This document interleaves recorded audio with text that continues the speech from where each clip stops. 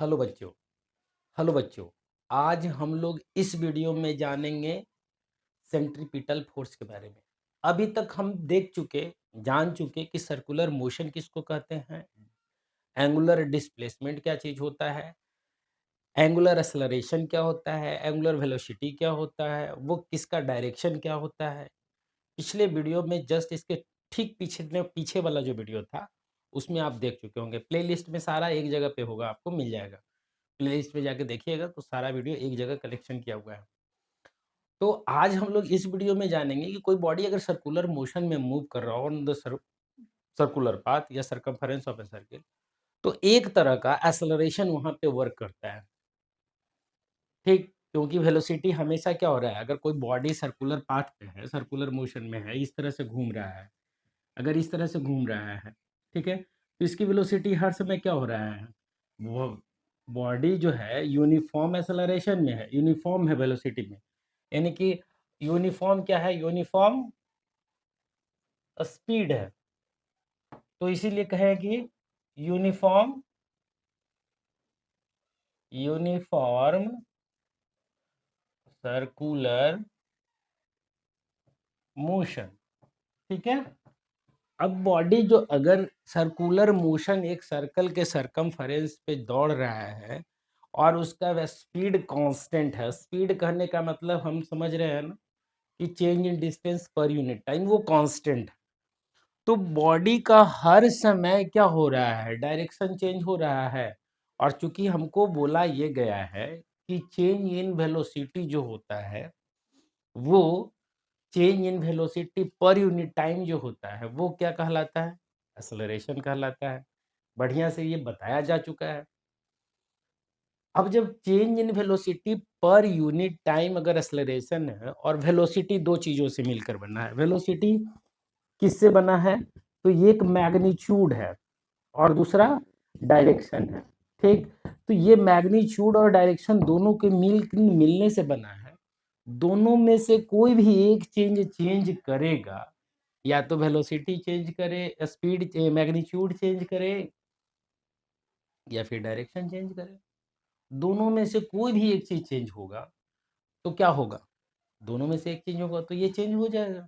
यानी कि बॉडी अगर सर्कुलर में से यूनिफॉर्म सर्कुलर मोशन में हो, यानी कांस्टेंट स्पीड के साथ हो, तो उस स्थिति में हमारे पास जो वेलोसिटी आएगा वो चेंज होता हुआ आएगा, क्योंकि डायरेक्शन हमेशा टाइम टू टाइम चेंज हो रहा है। तो उस स्थिति में अगर चेंज, तो उस स्थिति में जो चेंज इन वेलोसिटी होगा वो कितना होगा, क्या होगा, और उसकी वैल्यू कितनी होगी, आज हम लोग इसी को कैलकुलेट करना सीखने वाले हैं। तो मैं अजय वर्मा आपको अपने चैनल पे स्वागत करता हूं, और टॉपिक है आज का सेंट्रीपिटल एक्सेलरेशन। क्या है topic, centripetal acceleration. Centripetal acceleration होता क्या है, इसको समझ लोगे। सेंट्रीपिटल एक्सेलरेशन का मतलब हो गया, अगर कोई बॉडी जो सर्कुलर मोशन में है, यहाँ पे इस पे सर्कुलर मोशन में है, ठीक है, तो इसका बॉडी का, इस बॉडी का अगर कोई पार्टिकल अगर मोशन में है, तो यहाँ पे पोजीशन और कुछ देर बाद यहाँ पे पोजीशन, यही होगा। इसका जब पोजीशन यहाँ पे होगा तो उसकी वेलोसिटी क्या हो जाएगी, इधर की ओर v1 ले लेते हैं, और यहाँ पे होगी तो ये क्या हो जाएगा, v2 वेलोसिटी। ये कितने समय में हुआ भाई साहब, तो कुछ टाइम डेल्टा टी टाइम में मान लो हुआ हो, चेंज इन वेलोसिटी जो हुआ है, वो वेलोसिटी में जो चेंज हुआ है वो डेल्टा टी टाइम में हुआ है, सपोज कर लेते हैं हम। ठीक है, मान लेते हैं ऐसा कि, ठीक है, तो यहाँ पे हम सेंट्रीपिटल एक्सेलरेशन को अगर लिखेंगे, तो पहले सेंट्रीपिटल एक्सेलरेशन क्या है उसके बारे में हम बाद में बात कर लेंगे। पहले वैल्यू निकालते हैं एक्सेलरेशन के, इसके पास कौन कौन सा एक्सेलरेशन है, किस किस तरह का एक्सेलरेशन है। अब देखो, तो ये वेलोसिटी है, ये सेंटर है, ये है, यहाँ पे v1 आ गया, वेलोसिटी इस पॉइंट पे एट टाइम t1 पे इसका वेलोसिटी कितना है v1, और टाइम t2 पे वेलोसिटी कितना है v2। जब t1 था तो ये यहाँ से ये वाला पोजीशन क्या है, r1 वेक्टर है, और यहाँ के बाद क्या है, ये R2 है। ये किस पे है भाई, T1 पे, और ये किस पे है, T2 पे। ठीक है, अब अगर हम इसको यहाँ से पीछे की ओर बेंड, पीछे की ओर लेके चलें इस तरह से, तो हमारे पास लग रहा है कि ये एक वेलोसिटी है और ये एक वेलोसिटी है, ये V1 है, ये V1 है और ये V2 है। तो यहाँ पे इस पॉइंट से लग रहा है कि इस पॉइंट से ये इधर की ओर जा रहा है, वो जा रहा है V1, और इधर की ओर जा रहा है V2, क्योंकि V2 का डायरेक्शन यही है। ठीक, तो रिजल्टेंट, ये दोनों का रिजल्टेंट निकालेंगे तो क्या निकलेगा, रिजल्टेंट निकालने तो पहले निकाल लेते हैं। यहाँ पे ये मान ले रहे हैं इसको ए, पी पी से क्यू पे गया, ठीक है, और ये ले लेते हैं ए, ठीक है, पी से क्यू पे गया और ये ओ है। तो इसको स्टेटमेंट दे देते हैं, इसको क्या लिखेंगे हम यहाँ पे, let a body moves on a circle of radius R1, R, ठीक है, रेडियस कितना है R, with velocity, with constant लिख लेते हैं, constant speed v metre per second. ठीक है, v मीटर पर सेकेंड ले लीजिए, जो हमको बोला गया कि भैया कांस्टेंट स्पीड है, तो ठीक है, कांस्टेंट स्पीड ले लेते हैं। तो यहाँ पे हम v मीटर पर सेकेंड ले लिए यहाँ से। ठीक है, समझ में आ रही है बात, थोड़ा सा रुक जाओ। तो अब हम देख रहे हैं कि let a body moves on a circle of radius r with constant speed v metre per second. ठीक है, हम लिख रहे हैं अब कि if its position position at, position का at p p its velocity is v1 metre per second and at q its velocity is v2 metre per second. ठीक है, यहाँ पे from time t1 to t2, अगर देखो यहाँ पे simple हमने क्या माना कि अगर टाइम t1 पे इसका वेलोसिटी v1 था, तो टाइम t2 पे इसका वेलोसिटी कितना हो गया, v2 हो गया। अब t1 का ये जो है p1 का पोजिशनल वेक्टर कितना है यहाँ पे r1, और यहाँ पे है पोजीशन कितना है r2। ये कुछ ना कुछ चल रहा है, तो सेंटर पे एंगल बनाया, ये वाला एंगल बनाया है। ठीक है, तो ये हम मान ले रहे हैं डेल्टा थीटा। ठीक है, ये डेल्टा थीटा ले रहे हैं एंगल को, क्लियर है। तो यहां से पहले हम लोग रिलेशन निकाल लेते हैं कि ये आपको पता है ना, ये टेंजेंट है, ये टेंजेंट होता है किसी भी सर्कल पे, तो टेंजेंट होता है वो 90 डिग्री होता है, ये याद होना चाहिए आपको। किसी भी सर्कल के सरकमफेरेंस से, सेंटर से जाता हुआ लाइन सरकमफेरेंस पे हमेशा 90 डिग्री होता है। ये बेसिक है आपको क्लास 10th का, क्लियर है। तो यहाँ पे भी वही सारा चीज हम यूज करेंगे, एकदम क्लियर, एकदम साफ सुथरी भाषा में, और बहुत बढ़िया से समझेंगे, कोशिश करेंगे समझने का, तो सारा कुछ समझ में आ जाएगा। सिंपली हम कुछ नहीं किए, हम क्या किए कि हम बोले यहाँ से यहाँ पे इसका वेलोसिटी है v1 मीटर पर सेकेंड, और यहाँ पे है v2 मीटर पर सेकेंड। यहाँ पे तो देख रहे हैं हम v1 और v2। अब हम निकालते हैं कि इसका अगर वेक्टर फॉर्म में लिख लें, तो हम यहाँ पे लिख रहे हैं e2 the positional vector vector of p1 and p2 from centre O is R1 and R2। ठीक है, क्लियर है। R1 का मैग्नीट्यूड जो है R2 के बराबर है और ये किसके बराबर है, R के, जबकि V1 का मैग्नीट्यूड का और V2 का मैग्नीट्यूड जो है ये किसी भी के स्पीड, क्योंकि हमको पता है, बढ़िया से पता है कि किसी भी वेलोसिटी टर्म का जो मैग्नीट्यूड होता है वो किसको रिप्रेजेंट करता है, स्पीड को रिप्रेजेंट करता है। ये हमेशा इस बात को अपने दिमाग में डाल के रखिए। अब हमारे पास ये आ गया, इतना आ गया, R1 R2 ये कर लिए। अब हम अकॉर्डिंग टू फिगर लेके चलते हैं। ठीक है, अकॉर्डिंग टू गिवन डायग्राम के अनुसार चलते हैं। तो डायग्राम के अनुसार अगर चले तो हमारे पास जो मिला वो उसी के अनुसार, तो यहां से एक मिला है इधर की ओर, देखिए एक मिला है ऐसे, क्लियर है, ये वाला V1 और V2 कैसे मिला है हमको, तो इस तरह का V2 मिला है, ये मिला है V2 है। और यहाँ पे देखो तो ये V1 है और ये V2 है, तो ये मेरे पास दोनों का रिजल्टेंट अगर ले लें, ये रिजल्टेंट ले लें, ये रिजल्टेंट है मेरा, ठीक। तो डेल्टा भी ले लेते हैं वेक्टर के रूप में।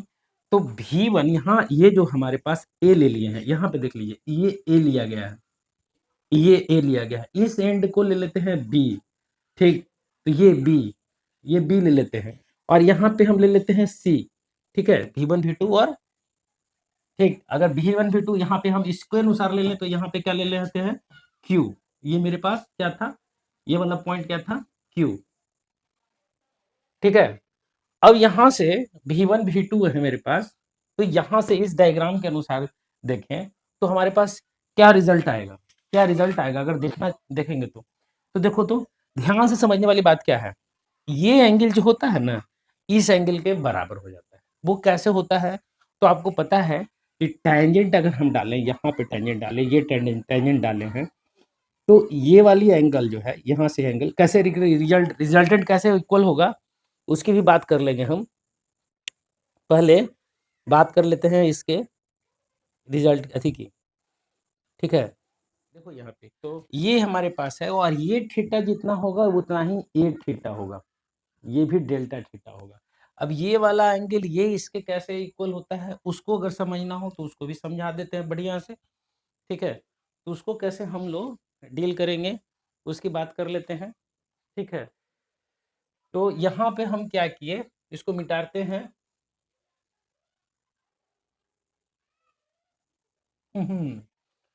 चीजों को अगर समझना शुरू कर दोगे ना आप, तो फिर वो रटने की जरूरत नहीं पड़ेगी, ठीक है।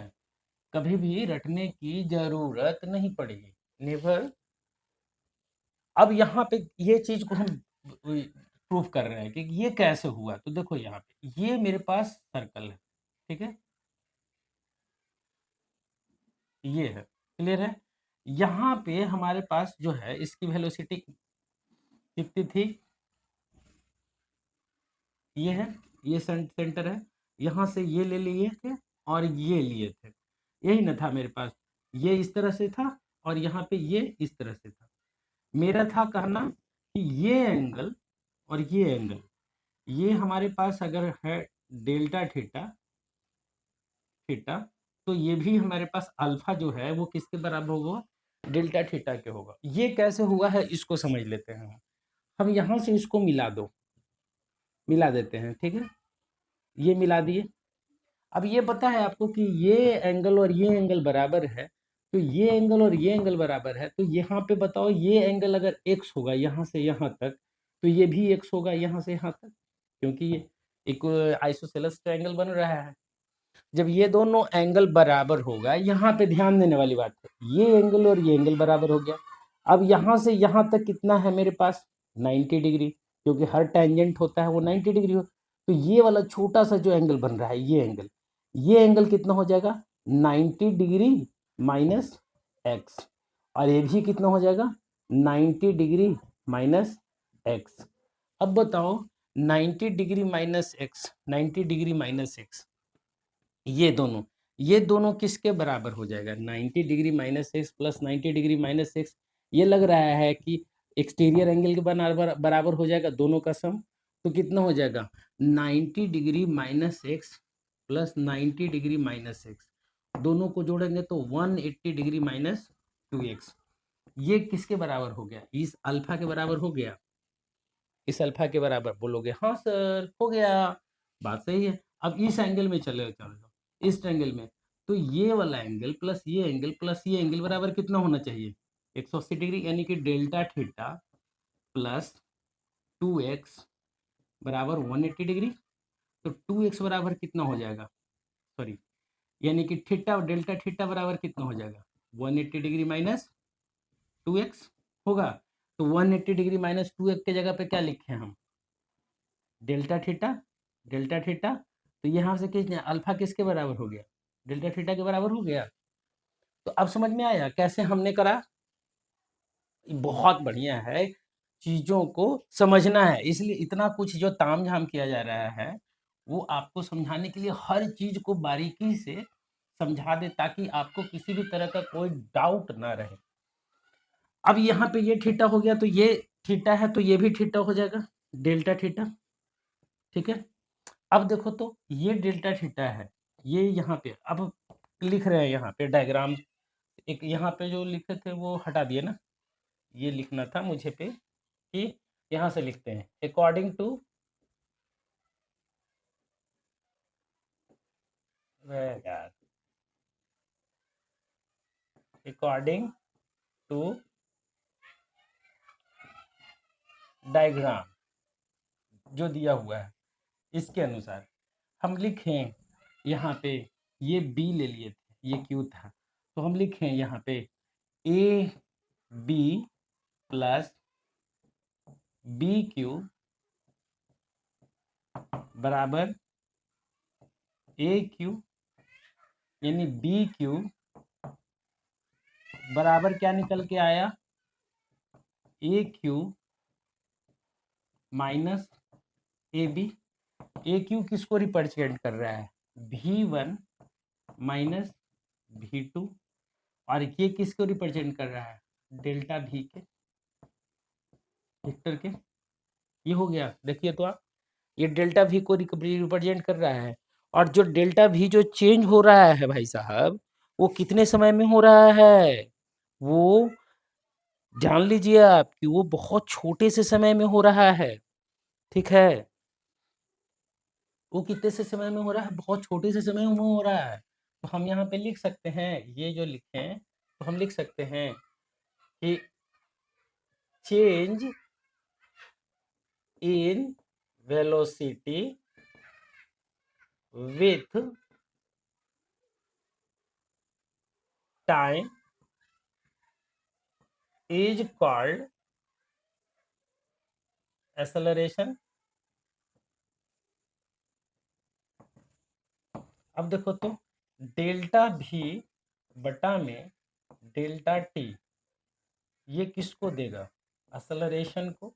और ये कितना हो जाएगा मेरे पास? V1, ये ए क्यू मेरे पास क्या है? ए क्यू न है, ए क्यू है ना, ये क्यू, तो ये V2 हो जाएगा ना हमको, और ये V1 हो जाएगा ना, ये भी तो V1 है, तो V2 माइनस V1, ये आ गया मेरे पास। अब हम यहाँ पे लिमिट लगाते हैं, limit delta t tends to 0, तो उस कंडीशन में क्या आ जाएगा मेरे पास? ये डेल्टा भी बटा में डेल्टा टी बराबर हो गया डी भी बटा में डी टी। अब ये किसके बराबर हो गया? V2 माइनस V1 बटा में डेल्टा टी, यानी कि dv अपॉन dt की बात करने लगा। ये यही है, यहाँ पे हमने लगाया है limit delta t tends to 0। अब यहाँ देखो ध्यान देने वाली बात क्या है, ठीक है, आगे चलते हैं, ठीक है। हम्म।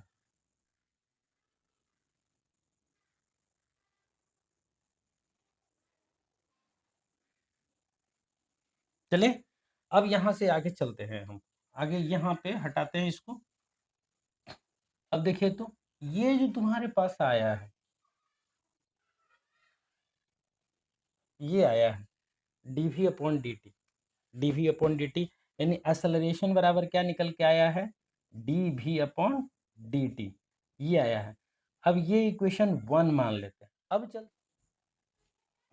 अब देखो ये क्या हो गया मेरे पास, अब हमारे पास ये आ गया, यहाँ पे आ गया a इजकल टू, यहाँ पे देख ले रहे हैं, यहाँ पे सारा को सारा कुछ मिटा दे रहा है, a बराबर क्या निकल के आ गया, यहाँ से a dv बटा में dt, ये आ गया। इक्वेशन 1 निकालते हैं।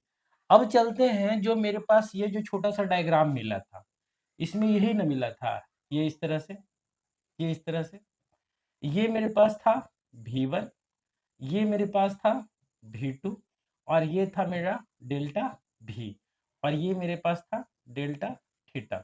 अब खुद सोचो कि v1 और v2 दोनों सेम है, दोनों सेम है, ठीक है, तो दोनों सेम है, तो यहाँ पे इसके बराबर हम ले ले, तो अगर हमको पता है ना कि जैसे जैसे ये छोटा होता जाएगा, ये वाला देखिए तो डेल्टा भी लग रहा है कि यहाँ पे ये v1 गया इधर, ये v2 इधर गया, तो डेल्टा भी ये है।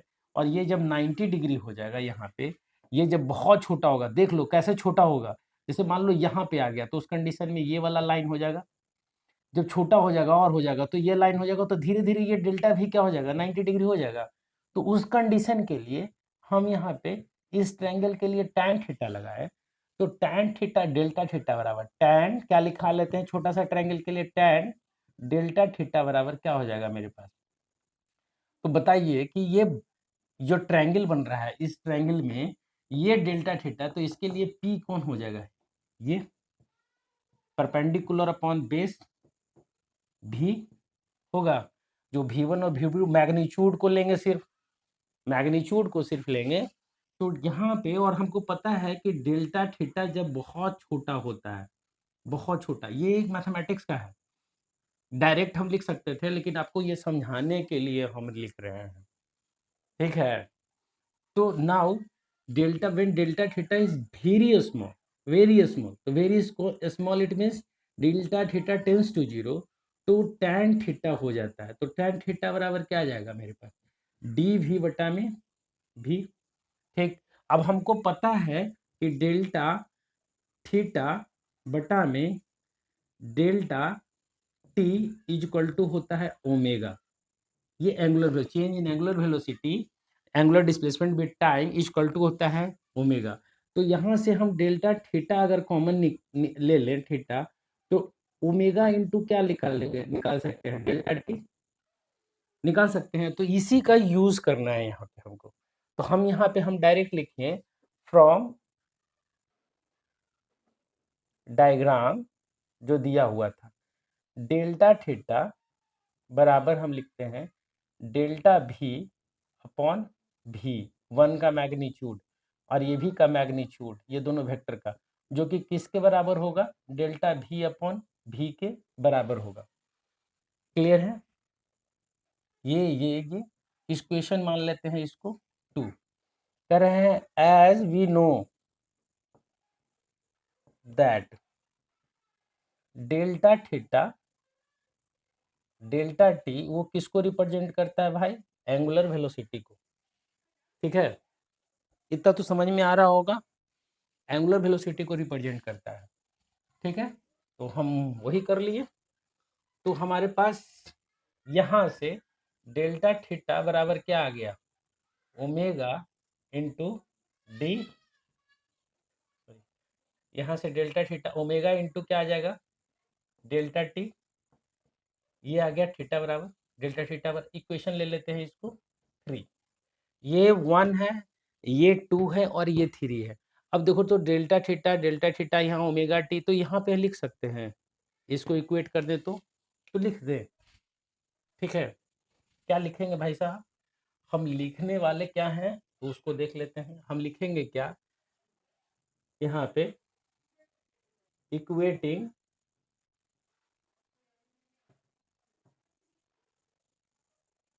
टू एंड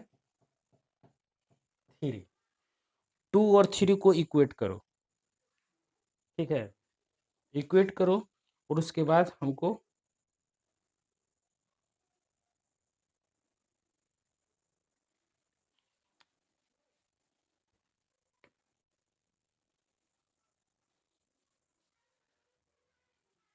कैसे करेंगे, 2 और 3 को इक्वेट करेंगे। तो 2 और 3 को इक्वेट करेंगे तो क्या होगा, क्या होने वाला है मेरे पास, होने वाला ये है यहाँ पे 2 और 3 को इक्वेट करने के बाद कि इसके जगह पे हम लिख सकते हैं ये ओमेगा डेल्टा टी, और ये किसके बराबर होगा, डेल्टा भी बटा में भी के। यहाँ से देखो तो आप बहुत बढ़िया से इसको यहाँ कर दो तो भी इंटू ओमेगा बराबर क्या आ गया, डेल्टा भी बटा में डेल्टा टी, जो कि हम यहाँ पे भी निकाल चुके हैं। ठीक, अब अगर लिमिट लगा दें, limit delta t tends to 0, तो ये किसके बराबर आ गया, डी भी बटा में डी टी के, और वो किसके बराबर होगा, यहाँ से इसके लिए डेल्टा भी इसको ले लें, डी भी बटा में और डी टी, और ये किसके बराबर आएगा, भी इंटू ओमेगा के बराबर आ गया। ठीक है, यानी ये दोनों इक्वेट कर दें इसको, ठीक, मतलब क्या हो गया, हेंस डी भी बटा में डी टी, डी भी बटा में डी टी जो होगा वो कितना हो गया, ओमेगा इंटू भी, और हमको पता है कि भी बराबर आर रेडियस इंटू ओमेगा होता है। आर अगर हम छोटा वाला ले रहे थे तो छोटा वाला ही आर इंटू ओमेगा के बराबर होता है, भी बराबर आर ओमेगा होता है। ये यूनिफॉर्म नॉन यूनिफॉर्म जब हम बात कर रहे थे सर्कुलर मोशन को, सर्कुलर मोशन की जब बात कर रहे थे वहां पे हम ये इसको बताए हैं, भी इक्वल टू आर ओमेगा।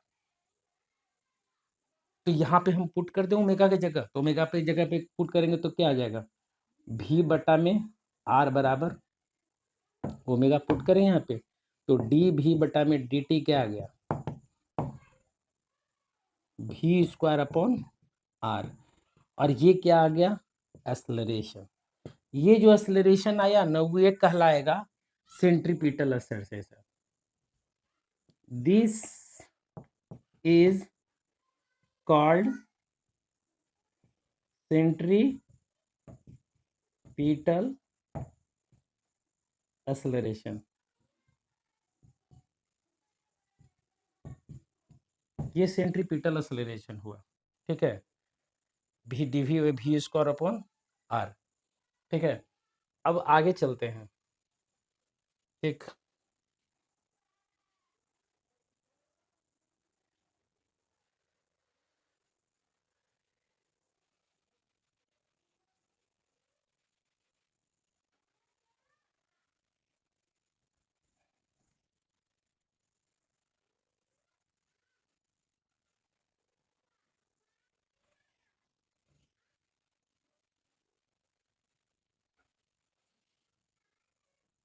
अब यहां से देखिए तो ये आया मेरे पास, क्या आया, एक सर्कल के सरकमफेरेंस पे कोई बॉडी या कोई पार्टिकल चल रहा हो इस तरह से, इस तरह से, तो इस पर जो एक्सेलरेशन डेवलप होगा इसके ओर, तो ये यहाँ पे भी होगा ना, ये इसके इस तरह, तो सेंटर से तारा जाता हुआ रहेगा, क्योंकि हम बताए थे कि कोई भी टेंजेंट जो ड्रा करते हैं वो सरकमफेरेंस के रेडियस पर हमेशा 90 डिग्री होता है।